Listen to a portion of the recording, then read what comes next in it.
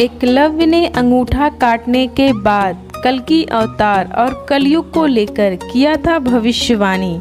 द्वापर युग में कुछ ऐसी भविष्यवाणियाँ हुई थीं जिसे जानकर आप चौंक जाएंगे। दोस्तों, वीडियो में आगे बढ़ने से पहले हमारे YouTube चैनल को सब्सक्राइब करें और नोटिफिकेशन पाने के लिए बेल आइकन के घंटी को ऑन कर दें। दोस्तों, आप सब सुनते आ रहे होंगे कि कलयुग में जात धर्म को लेकर लड़ाइयाँ होती हैं, लेकिन क्या आपको पता है कि द्वापर युग में जात धर्म को लेकर लोग एक दूसरे से घृणा भी करते थे। कलयुग में तो सभी धर्म के लोगों को शिक्षा लेने का पूर्ण अधिकार है, परंतु द्वापर युग में ऐसा बिल्कुल नहीं था। उस युग में केवल उन्हें ही शिक्षा दिया जाता था जो उच्च कुल में जन्म लेते थे, यानी कि ब्राह्मण और क्षत्रिय।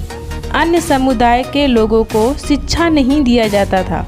दोस्तों, महाभारत के एकलव्य को कौन नहीं जानता, जिसने अपने गुरु दक्षिणा में अपना अंगूठा ही दे दिया था।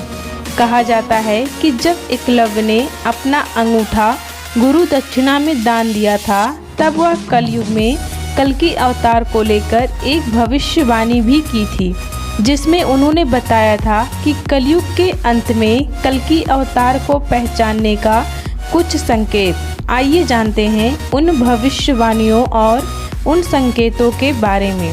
दोस्तों, द्वापर युग में गुरुकुल हुआ करते थे, जहां लोग जाकर रहकर ही अपना शिक्षा पूर्ण करते थे, जिसमें केवल उच्च जाति के लोगों को ही शिक्षा दिया जाता था। दोस्तों, एक राज्य का राजा था जिसका एक पुत्र था। उसका नाम था अव्यय, जो छोटे कुल का था। उसे शिक्षा के प्रति बहुत ही रुचि हुई और वह धनुषधर भी बनना चाहता था। शिक्षा और धनुषधर दोनों में ही वह निपुण हो गया, परंतु उसे शिक्षा में संतुष्टि नहीं हुई और वह भी आगे शिक्षा ग्रहण करना चाहता था। बाद में उसे पता चला कि धनुषधर की उच्च शिक्षा केवल गुरु द्रोणाचार्य ही दे सकते हैं। तभी वह मन बना लिया कि आगे की धनुषधर की उच्च शिक्षा गुरु द्रोणाचार्य से ही प्राप्त करूंगा। इस उद्देश्य से वह गुरु द्रोणाचार्य के गुरुकुल पहुँचे।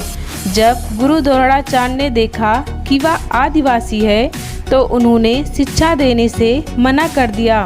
तब एकलव्य उसी जंगल में धनुषधर की उच्च शिक्षा पाने की ठान ली और गुरु द्रोणाचार्य की एक मूर्ति बनाया और उनका ध्यान करके धनुषधर में महारत हासिल कर ली।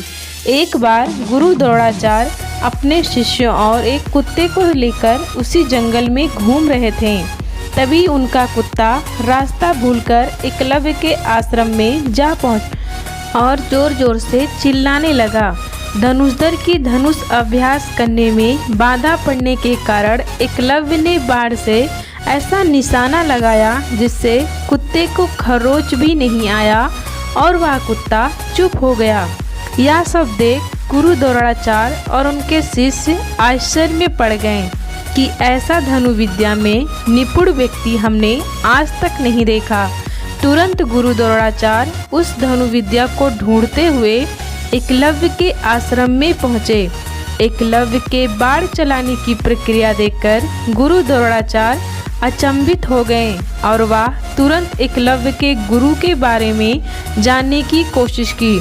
तब एकलव्य ने अपने गुरु की वह प्रतिमा दिखाई जिनसे वह धनुर्विद्या प्राप्त किए थे। प्रतिमा देखकर गुरु द्रोणाचार्य आश्चर्य में पड़ गए कि यह मुझे गुरु मानकर धनुर्विद्या प्राप्त किया है। गुरु द्रोणाचार्य इस बात से चिंतित हो गए कि कहीं एकलव्य सबसे बड़ा धनुषधर न बन जाए, क्योंकि गुरु द्रोणाचार्य ने अर्जुन को वचन दिया था कि वह उन्हें सबसे बड़ा धनुषधर बनाएंगे। तभी उन्होंने गुरु दक्षिणा में एकलव्य का अंगूठा ही मांग लिया, क्योंकि अंगूठे से ही बाण चलाया जाता था।